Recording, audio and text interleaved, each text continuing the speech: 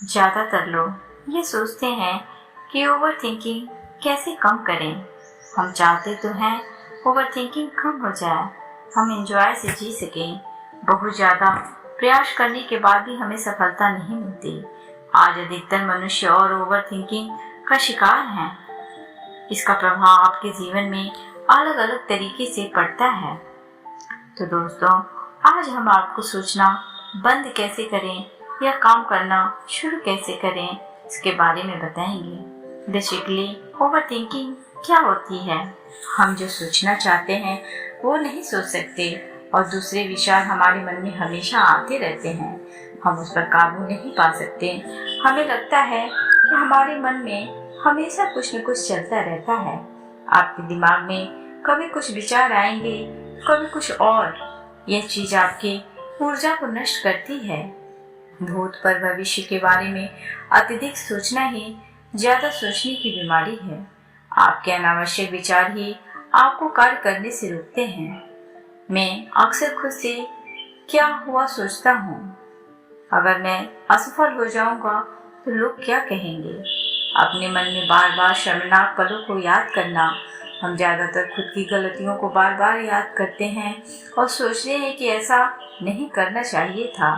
हम अक्सर उन चीजों के बारे में ज्यादा चिंता करते हैं जो हमारे हाथ में ही नहीं है।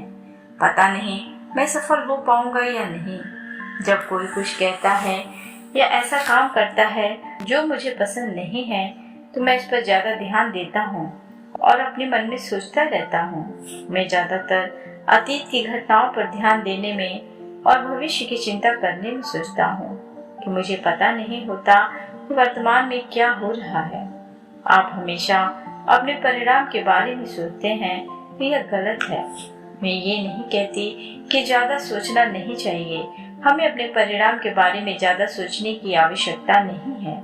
उसके बजाय हम अपने काम पर ध्यान दें तो उस काम को हम ज्यादा अच्छे से कर पाएंगे।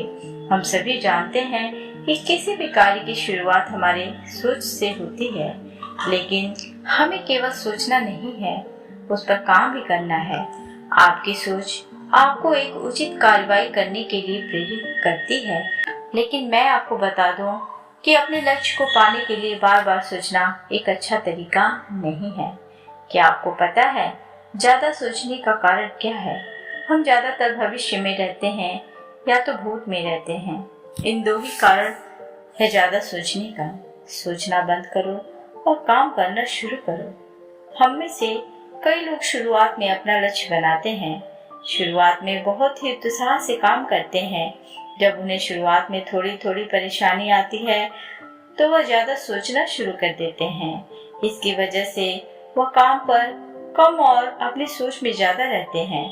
मैं यहाँ पर फिर से बता दूं कि मैं सोचना बंद करने का नहीं कह रही, बल्कि आपको अपने लक्ष्य के प्रति काम करने को कह रही हूँ। यह आपको ज्यादा ऊर्जा और ज्यादा काम करने की ताकत देगा। जब हम अपने लक्ष्य पर काम कर रहे होते हैं तो थोड़ी थोड़ी परेशानियां आती रहती हैं।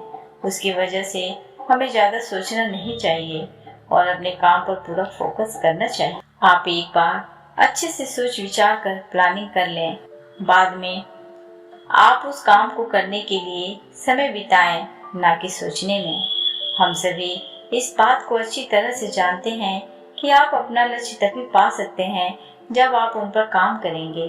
जब तक आप अपने लक्ष्य को पाने के लिए सतत प्रयास करते रहते हैं तब तक आप सफल नहीं होते।